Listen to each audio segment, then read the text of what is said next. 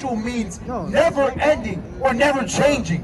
Which means that no matter what you think the oppressor's gonna do, no matter what you think that you're gonna do to change the oppressor's mindset, it is never going to happen. It is never going to deter him from his mission. And what's his mission, you wanna ask?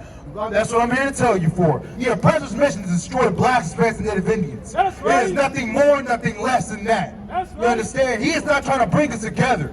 He's not trying to solve slavery here in America. I know that sounds crazy for you to say that here in 2022. Black people still in slavery. Yeah, that's not a shocker to the ISUPK, man. You understand? We are still in slavery. Black man, Hispanic man, Native Indian man, woman and child. Even whatever, no matter what the oppressor tries to say, no matter how he tries to shed light on it and make it seem like, nah, y'all just put in a bad situation. We are still in slavery. You understand? We are still being oppressed out here. Explain to me how unarmed black children are still being gunned down out here in these streets, but white school shooters are still being taken alive.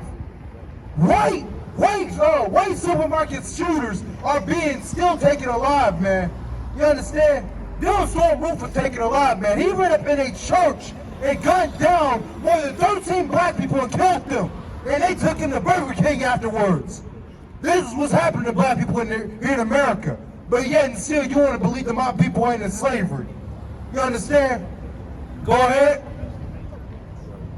Because thou hast had a perpetual hatred and hast shed the blood of the children of Israel. You understand? He is still out here killing blacks, Hispanics, and Native Indians.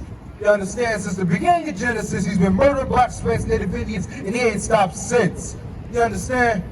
And if I could, to further prove on to that, there's a common event that's going around lately, man, where blacks, Hispanics, and Native Indians is being put in a predictable situation because it's pretty common here in America, where a black man has to defend himself from a white police officer in a shootout, and 9 times out of 10, a black man is coming out dead, man.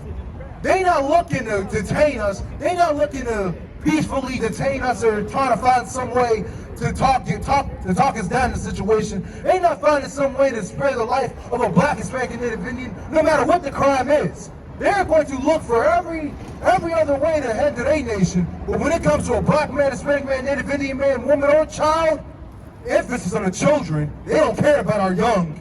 You understand? They're going to automatically choose violence. They're automatically going to choose death upon blacks, Hispanics, and Native Indians. Oh God. They're going to automatically choose death upon blacks, Hispanics, and Native Indians. They don't even hesitate. They don't think about it. You know, maybe I can use my taser. Maybe I can use these handcuffs, or maybe I can use this baton that is on my belt. Nah, I'm gonna just jump to this gun right here. And being that that's the situation that blacks, Hispanics, and Native Indians is put into, now we are starting to defend ourselves when it comes to the situation. And now, being that we are defending ourselves, white cops are starting to come out and being murdered, starting to be killed in these situations. And what's the outcome for blacks, Hispanics, and Native Indians after defending themselves, after being gunned down in these streets for Lord knows how long? We being put to death for it. We ain't getting no other options. We ain't getting, 5 years in jail. We ain't getting, no slap on the wrist. No matter what your previous history is, you killed a white cop, you're getting a death penalty. There is no other option. You understand? And this is why we need to separate from this place called America, man. This is why we need to start looking towards our own to govern over our nation, man. This is why the justice system here in America is BS. That's right. You understand? This is why it's BS, because there's nothing that blacks, Hispanics, and Native Indians have to gain from it. We don't get righteously punished. We get accused for something we didn't do, and even if we did do it, we get the harshest penalty possible. But yet and still, all these other heathen nations can come over here, do all these other wicked things, and still come out on top. Still find some way to benefit them and their nation. Still find some way to go back home to their family. But you, black man, Hispanic man, Native Indian man, woman, and child, you don't get that option. Right. So lock it. Drop that. Let me get the book of Second Ezra. Let me get the book of Second Esdras. It's gonna be in the Apocrypha. 6 and 9. You understand? Like I said before, man, this justice system is not built to help blacks, Hispanics, and Native Indians. It's only meant to tear us down, as well as America. This place is not meant for us. This is why we need to come together and separate from this nation, man. And separate from all these other wicked and disgusting and vile heathen nations that don't look towards blacksmiths and Native Indians as good people. They don't give us the benefit of the doubt. They look towards us like we the criminals, like we the monsters. At the end of the day, the proof is in the pudding. Blacksmiths and Native Indians the only ones trying to save people. Yet and still, after all the murdering that's happened to blacksmiths and Native Indians, we still got good Christians out here trying to find some way to save our oppressors. We still got some people talking about not all white people are bad. You understand? Well, the thing is, that's true, not all white people are bad. But the thing is, they are still benefiting off the backs of blacksmiths and Native Indians. They are still benefiting from their ancestors. They are still benefiting from the transatlantic slave trades. They are still benefiting from all the murdering, all the raping, all the pillaging, all the robbing that their ancestors had to do. You understand? And ain't a single one of them willing to give it up. Who was willing to give it up? You got that scripture for me, Warren? Go ahead. And this scripture right here that I'm about to bring out is going to further prove that the oppressor cannot be saved. And keep in mind, these ain't our words that's bringing it out. It's the Bible. These are the words of the Lord. Go ahead. This is the book of 2nd Ezra, chapter 6, verse 9. For Esau is the end of the world. For who?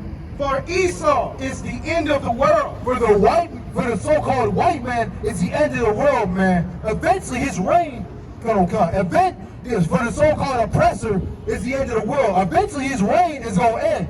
And there's gonna be a time period when blacksmiths and Native Indians ain't gotta worry about this man covering over y'all anymore. Go ahead.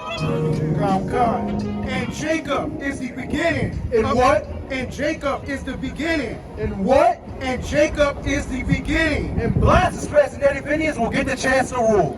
And blacksmiths and Native Indians will get the chance to finally govern over their own nation. Will finally get the chance to be able to live in peace and won't have to deal with walking out here in these streets and watching our brothers and sisters die the way that we do. You understand?